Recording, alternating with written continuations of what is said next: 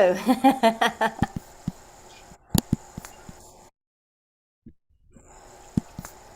Hello, everyone. So it's ready to go, Olivia? Time out. I Okay. gotta introduce you. Ah, I'm so pumped. It was in my show flow notes, Dr. Vince. I'm Ah, just kidding. Awesome. Well, this is live, so this is what you see live. No filters, right? Awesome. Well, we had asked each of our presenters to choose their heart song, what song they wanted to be introduced to as they came onto their summit to get ready for the presentation. And Dr. Vince, and I talked about it, and he chose Eye of the Tiger, that rocky anthem. And it just so happens to be Asian Lunar New Year, and our animal this year is tiger. So it's very fitting tribute. Yeah. So it is my esteemed pleasure to introduce you Dr. Vince Aliberti. He's an author, speaker, business strategist with over 2 decades of leadership, corporate strategy, and organized effectiveness. So currently he is the executive director of the Red Deer Dream Center, and this is an addiction and recovery center that is devoted to helping people live life on life's terms. And his talk title today will be on the power of compassion, kindness, and love. So with a big Sing Your Heart song, Summit welcome, please put your hands together for Dr. Vince. Thank you very much, Olivia. I when actually thinking about the song that I wanted to play, initially I chose a different song, Beautifully Broken. And then I said to myself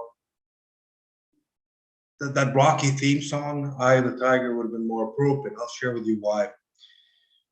Because my talk today will be focusing on topics like intergenerational trauma, depression, addiction, recovery, and how all three of them really fundamentally are, I approached it from an eye of the tiger standpoint where I had my guard up, my ego up, my chest up, ready to go into battle, refused to be vulnerable, had that shield up, just ready to go. And it was all about going into battle and I would win, and that was it. And many times what happened was that after reviewing everything, I really did not win. So what I'm going to do is really talk about, I'm going to share a few stories, and ultimately, based on these stories, share a few insights, tools that I've used to really become a better human being, a good person, someone that uses compassion, kindness, and love in his life to become a better human being, but also whenever having a conversation with others, use compassion, kindness, and insight, compassion, kindness, and love as well. Now, at the end, of course, I'll provide a gift. With regard to the first story, I want you to imagine this, okay? October 13, 1977, a lady by the name of Josephine moved to Windsor, Ontario, which is in the southern part of Canada, on the east side of Canada, little city. And her husband, Umberto, happened to be working on the automotive assembly line that night. So she was there playing with her boys, and I was actually one of those boys with my brother Dominic. So we're just chilling out, having a good time, and everything is going great. The next thing you know is around like 10:30, 11 o'clock. We go to bed. My father's working the night shift, and everything is going great. I ended up staying up a little bit later. Finally went to bed after I checked on my little brother Dominic. Around 11:30 at night, again, October 13, 1977. What happened was that massive, massive knock on the door. And, I figured my mother's asleep, just checked on my little brother, went downstairs. And I looked at the peephole, and there I saw my best friend at the time, Marnie. I was 10 years old. His mother was there. And essentially what happened was that I opened the door. As soon as I opened the door, Marnie's mother ended up coming, just grasping my hand, and we just started running down the driveway. And I'm thinking to myself, what the heck's going on, right? I had no idea. 10 years old, totally confused. But I trusted this lady because she was my best friend's mother. Next thing I know, I look down the street and I see my mother going from door to door, screaming the top of her lungs, esci fuori da casa che ti bruci dentro. Esci fuori da casa che ti bruci dentro. So she would knock on the door and she would say, get out of the house. You're going to all burn inside. Get out of the house. You're all going to burn inside. So I'm witnessing this from afar.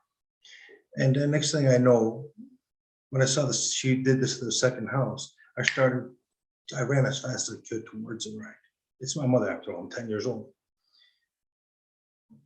What was interesting is that as soon as I went there, right before she was about to pound on the screen door of this other home, I placed my left hand on her right hand and automatically like this, literally like this,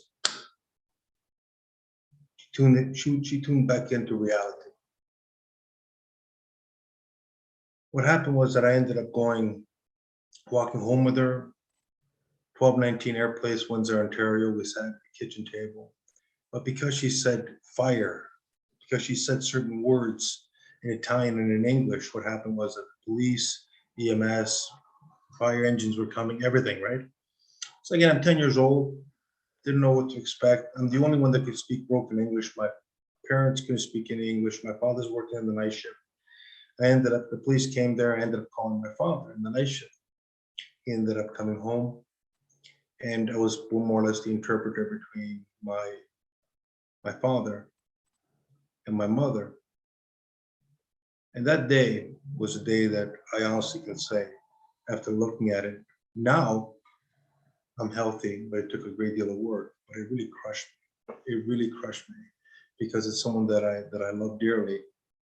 And it was the day that I found out, actually the day after I found out that my mother was a schizophrenic. And for 3 years, I suffered internally. But I'll stop right there with regards to my mother, and I'll share with you why. I'm going to share something.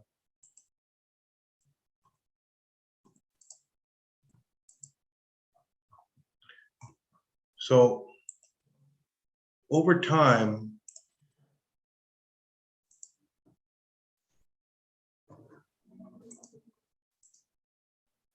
what happened was that I had to look at different philosophies, and I was born Christian, Christianity, Buddhism, the Hona way, which is more Polynesian, Hinduism, Taoism, you name it, right? I looked at so many different philosophies, and what really resonated with me was Stoicism, because I ended up getting my doctorate, and even though I'm very heart-centered, what really put boundaries, what really helped me out was the logic side of things. And then here, three major Stoic individuals: Marcus Aurelius, Roman Emperor; Epictetus, a slave; and Seneca. And Seneca was a very wealthy man, very wise man. So there are a lot of Stoic principles that I used over the years to really create boundaries, so to speak, positive boundaries. I wasn't all about compassion, kindness, and love. And what happened was that there are certain principles, especially through that trauma that I experienced when I was a young kid, that really, really made sense. And I'll go through them right now. In Stoicism, one of the key, if not the key, fundamental principle is the dichotomy of control. There are things that, you have to excuse me 1 second. There are things that are within my control, and then there are things that are not within my control. But as a kid, you don't know that, right? But I'm reflecting on it. And now this is a principle that I use in everything that I do in my life. So what's in my control? My thinking, my level of awareness, my thinking, and how I respond to different things, right? That's so critical. As a child, I wasn't thinking this type of way. But now it's like, how important is it when dealing with any form of trauma, right? And along with the dichotomy of control, amor fati. Now this is more advanced. Amor fati is, I'm going to read this by Marcus Aurelius, the Roman emperor: objective judgment now at this very moment. That's selfish action now at this very moment. Willing acceptance now at this very moment of all external events. That's all you need. Love, amor fati is love your faith. Being able to embrace. How many people do you know that can actually embrace things? Not many. Not many, right? I mean, everything that comes their way. This is something that I had to work through. So my experience with my mother, who I love dearly, and she also passed away recently, a few years ago, is that there are things that I can control, there are things that I cannot control, but love my fate. And that's something that has really transformed the way I look at myself, individuals, and the world, right? Internal environment within me and the external environment. So there's the kind of control, love your fate. Visum est duciper. That's Latin for a view from above. You know, I've had numerous executive roles in my life, and I've been very fortunate. And I've been privy to some wonderful leaders and some that are just terrible leaders. But the best leaders that I've had, one of the things that keep top of mind is to look at things from a, they say 64,000 foot view or 100,000 foot view or 50,000. The whole thing is above where you're at. In my case, I envision myself being on top of the earth and realizing what I'm going through right now, is it really that big? And 99.9% of the time, it's not. It's in my head. It's just simply, I don't have the tools on how to deal with it, right? But by focusing on what is in my control, what is not, by focusing on things from above, you know, and loving my fate, what happens is that through my awareness, it's a good way of dealing with any form of trauma or any form of situation for that matter. And above all, and not above all, commodo possum virtude uti. So these, you know, basically it's about virtue, right? And in Stoicism, there are 4 specific virtues: courage, eye of the tiger, justice. Be a person, in my case, I'm a man, be a man that is just to myself and others. Temperance.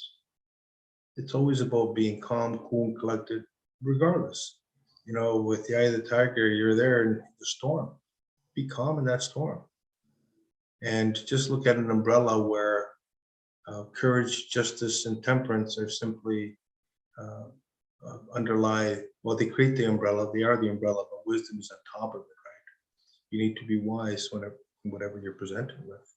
So this, why am I saying all this? This is the baseline. This is the baseline. The eye of the tiger is the baseline. Everything that I've said so far is the baseline, because the one thing that I realized that fixes that void of any sort of trauma per se is this: compassion, kindness, and love.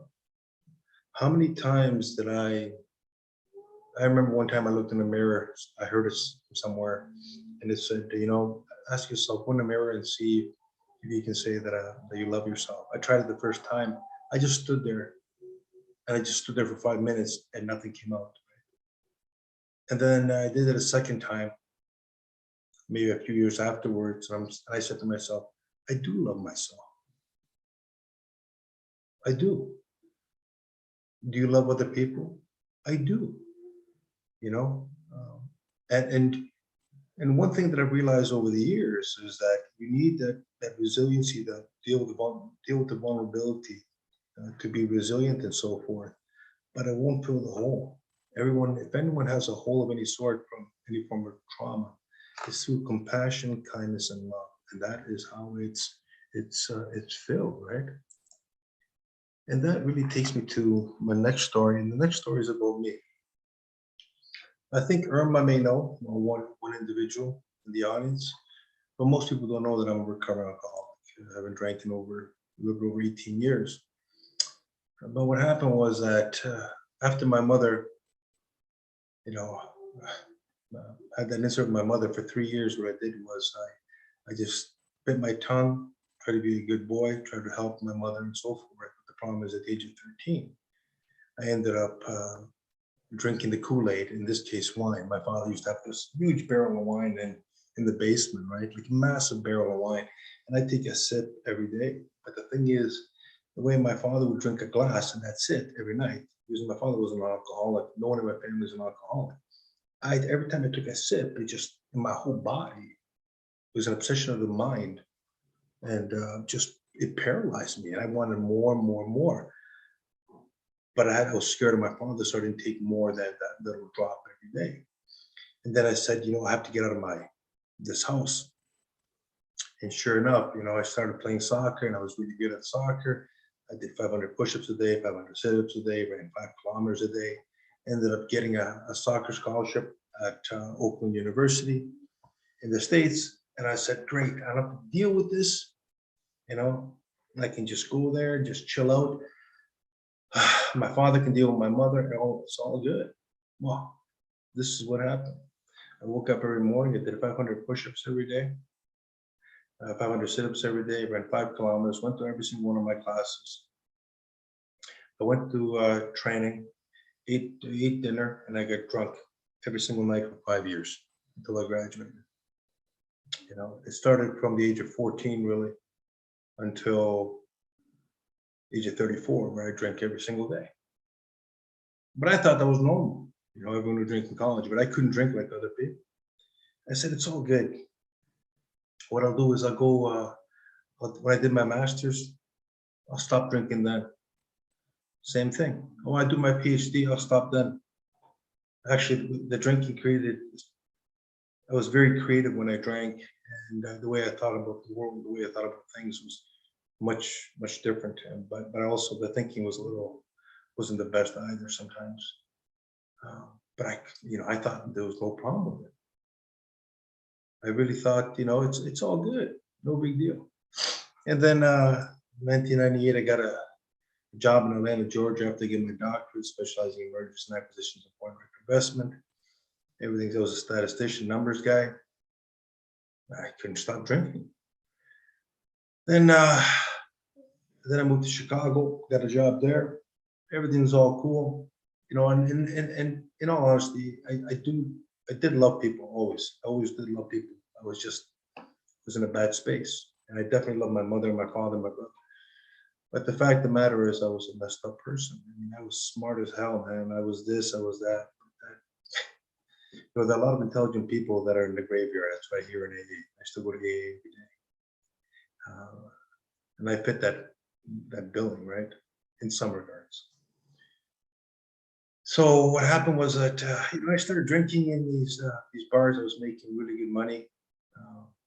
And I was in Chicago, and I'd be there next to an equity analyst making $40 million a year, next to a lawyer making about 350,000 American. And another guy, a trader for Goldman Sachs, making over $1 million a year. And I was a beer person, so I drink 15, 16, 17 beers a day. Everyone else would have Coke, they'd be with girls, they'd do everything. I wasn't interested in girls. I wasn't interested. All I wanted, I was married to a 2-year-old. All I wanted was just the beer. It just calmed me down. That was that void that I had within me, right? It filled me, right? But the thing is, I thought everyone was against me. The world was against me. Yeah. I wasn't in the frame of mind to think about what I can control, what I cannot control, view from above, and all that, which works, right? What I spoke about before.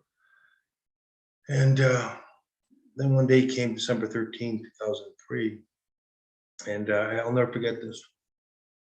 I lived in Wheaton, Illinois, which is west of Chicago. I missed the first train stop, and I ended up getting off the second one. And it was snow. I fell off. I stumbled as I was getting off the train. I was totally hammered. Went to Adams Park. Now Adams Park, I still visited online to see what it's like. It's nothing like it was before. And I ended up, was on my, I just sat there by myself around maybe 11:30 at night. And I said to myself, I buckled to my knees and I said, Lord, today, I'm either going to live or I'm going to die.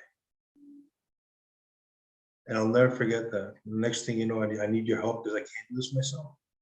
And it was like, since then, everything just changed. I ended up walking home to 1131 North President Street, looked in the door there, and my daughter Victoria was asleep, my wife was asleep, and since then, everything's been okay, right? I mean, don't get me wrong.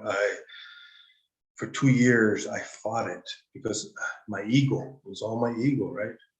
It was all my ego that really created all the havoc, right? Logic. I'm smart. I can do this. I don't need doctors. I don't need clinicians. I don't need psychiatrists, psychologists. It's all me, right? I grew up in an Italian. I'm not saying all Italians are this, but more of a man's world where you don't show your weaknesses, which was totally crap. Come on. But that's the way it worked back then, right? In all honesty. It just crushed me to realize that how weak I really was. But it was through that I really became little by little the man that I am today. A few years passed, and I worked at General Motors, worked at JD Power and Associates, and I said, I was commuting from Windsor, Ontario, because I lost my job in Chicago, right, because of drinking. So I lived in Windsor, Ontario, commuted across some contract gigs here and there, some high-profile billion-dollar organizations, very reputable organizations. And I said, enough of the States. And don't get me wrong, I love the States. Let's try Canada, I said to my wife. So we went to Alberta, Calgary, Alberta, and I love Calgary, don't get me wrong, right? And I said, everything's going to be great. And then one day what happened was I was just minding my own business. My wife and I have different personalities, but the way we work with the dynamics of the children, but it works for us, right? And we're loving parents. And then one day I found out that Victoria, my daughter, was bullied by 12 people.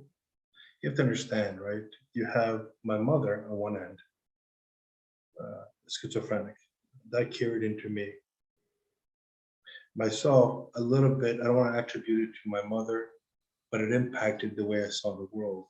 And I had a void there, so I drank. Little did I know that compassion, kindness, and love was the solution, right? But I thought finally, okay, my mother passed away. God bless her. I'm on my road to recovery and I'm sweet. Everything's all aces, man. I'm the man. I'm at peace, And my daughter's bullied. That's a whole different ballgame there. Because that bullying, what happened was she was bullied by 14 kids.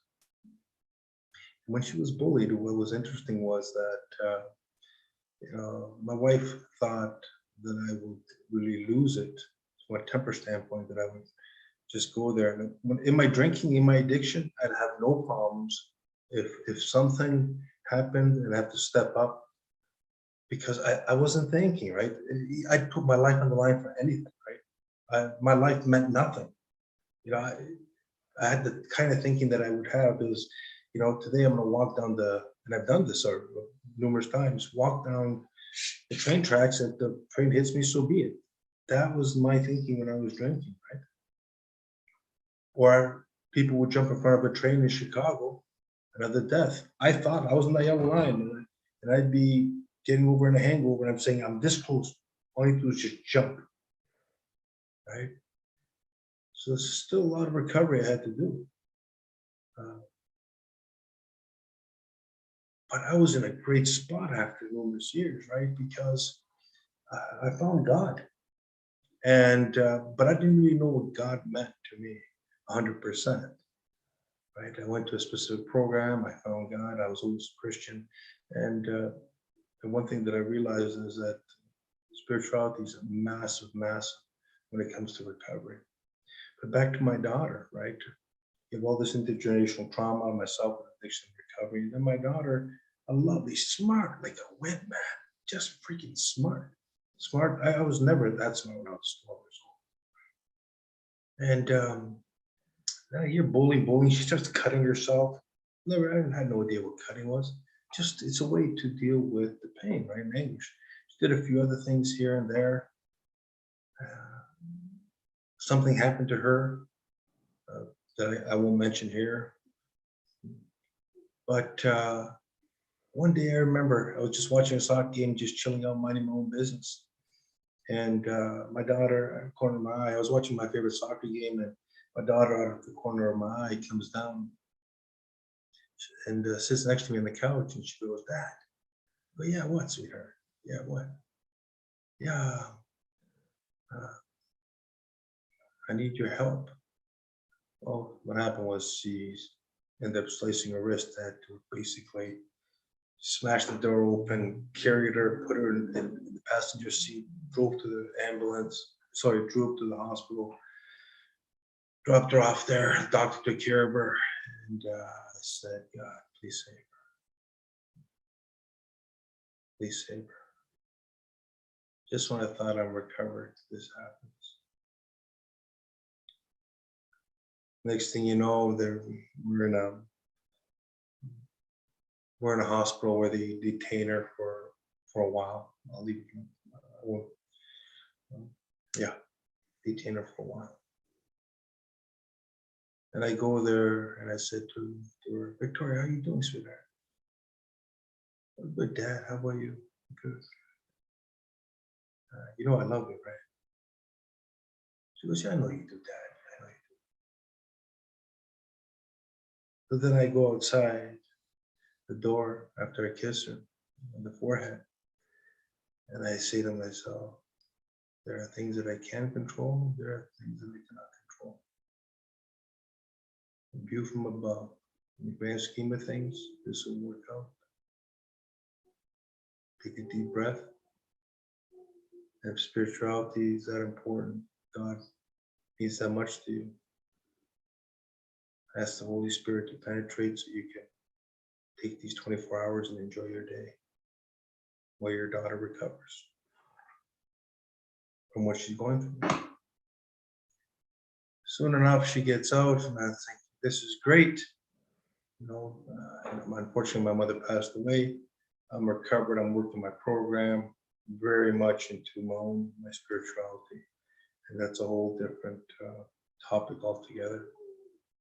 What's interesting is that that's when everything happened with my daughter. She started coming out, and she met the wrong guy, and she starts doing coke and few of the drugs, and just drinks, and because I've been in recovery and the way it works, right? A buddy of mine goes to me, "So what are you gonna do?" I go, "Let's call this gentleman Sanjeev. Sanjeev, if my daughter passed away, I'm okay. It's God's will." Now, how many fathers, how many parents would say that? And it's not that I'm better than anybody else. The fact of the matter is, there are things that I can control, and there are things that I can't. I only know a little bit of what God has in store for all of us. I know the map, not the whole entire territory, so to speak, right? And the same thing goes with my daughter. But little by little, through compassion, kindness, and love, not yelling and screaming and telling them what you should do, you shouldn't, but through compassion, kindness, and love, leading through that example. What happened was that my daughter, little by little, turned around. She's no longer with this gentleman, although the gentleman is my granddaughter's father. Yes, my daughter gave birth. She's back in university, studying psychology. She's a very hard worker. She's a great mother, for a young mother. She just turned 23. And, each of us has our own path. Some people get their undergrads and masters and PhDs by the time they're 28, 30, 32. Others that take it by the time they're 50, 60. Everyone has their journey. And I realized that my daughter has a special journey that she's on. When you're dealing with intergenerational trauma, addiction, and recovery, any form of depression, which is what my daughter dealt with tremendously as a result of bullying and other things as well. It's great to do, there's the medical approach, and I'm not poo-pooing that. I think it's important to diagnose, and there are times when medicine is required. But in the long run, to really fix that hole. Compassion, kindness, and love is really where it's at. And now you're probably saying, well, how is that possible? Well, I'm the executive director of the Red Deer Dream Center. We're going to be opening up soon, Red Deer, and we're a treatment and recovery center. One of the things I do is I go to soup kitchens and I see those that are homeless, those that are addicts. Once in a while, I go and hand out coffees to those that are at a shelter. Some of them that are high on heroin, coke, crystal meth, who knows what, and others that just simply want they're homeless and just want a coffee.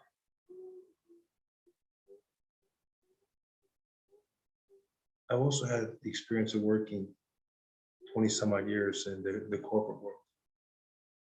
So this is not intergenerational trauma, depression, addictions, and recovery. It's not just to the homeless, the vulnerable population. There are many people that are wearing a white shirt right now, white collar workers that are addicts.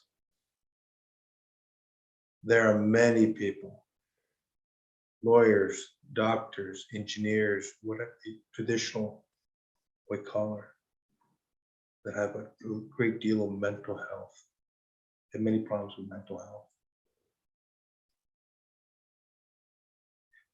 This is something like someone asked me the other day, Dr. Aliberti, how has COVID impacted you? And it's now, what do you say now, especially now that you have COVID? I said, COVID hasn't impacted me at all, man.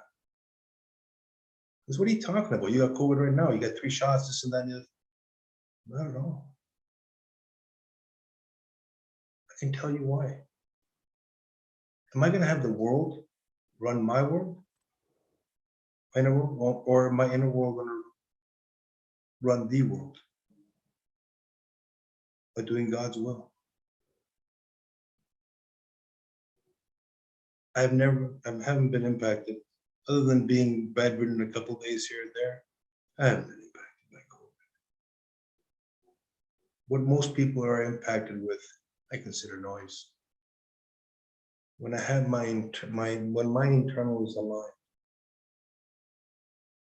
through compassion, kindness, and love, everything else is just noise. My mother. See, in life, you can look at things as a burden or a bridge. I look at this as a bridge. Everything that's happened in my life, whether it's my mother, myself, my daughter, a bridge that makes me great and makes other people that have gone through this, their journeys, great, because we could be our own heroes. We write our own story. But I do have to reiterate, and above all, that is through compassion, kindness, and love that you really understand yourself, to better understand others, and live a life that's worth living. The majority of life is noise. What's important is making the meaning of what's inside of you, so you can live a fruitful life. And to do that is through compassion, kindness, and love. I have one question for you, one action item. If there's one thing you could do for your whole entire life, just one thing, that will impact every other element of your life, what can you do from a compassion, kindness, and loving perspective to make you, to fill that hole that you have, so that you can really live the life that you deserve to live, number one. But also when you interact with others who are hurting, who are in a different part of their journey, you can be compassionate, kind, and loving to them to make their day that much better as well. So one thing that you could do to really impact every element of your life to make you 100 times better, so to speak, more fulfilled. But at the same token, it's also about others, right? What can you do to extend your arms, to be there for them? I thank you for giving me this opportunity to speak, and the reason being that I am so grateful that I choose to look at my life as a bridge rather than a burden. That bridge to the next element of my life is through constant reflection and employment of compassion, kindness, and love. Thank you to myself and others.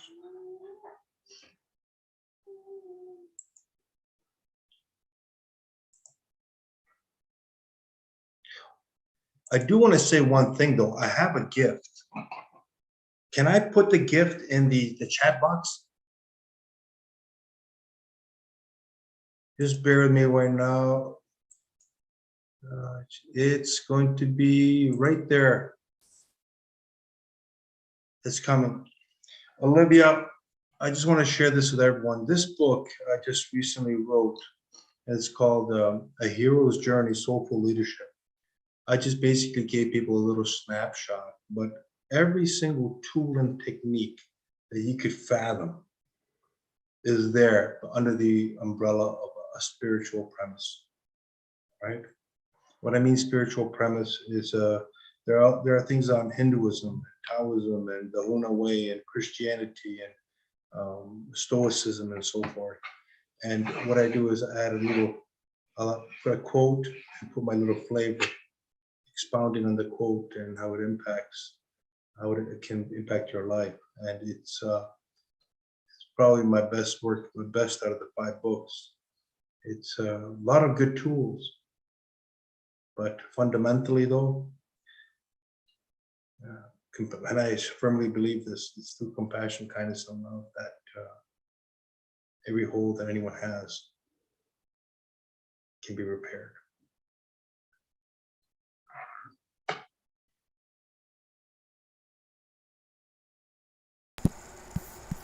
Beautiful. I mean, I thank you so much for that wonderful gift, Dr. Vince. And, you know, we were primed for this talk, I think, through Dawn's Reiki. Dawn with the, oh my God, are you kidding me, with the calm and the Reiki? Even after 4 coffees, just listening to her made me feel calmer. I'm being serious. There's a calm demeanor because I wasn't feeling so well, right? I thought I'd amp it up with the coffee. But then when I heard her speak, she was so calm and chill, which is nice.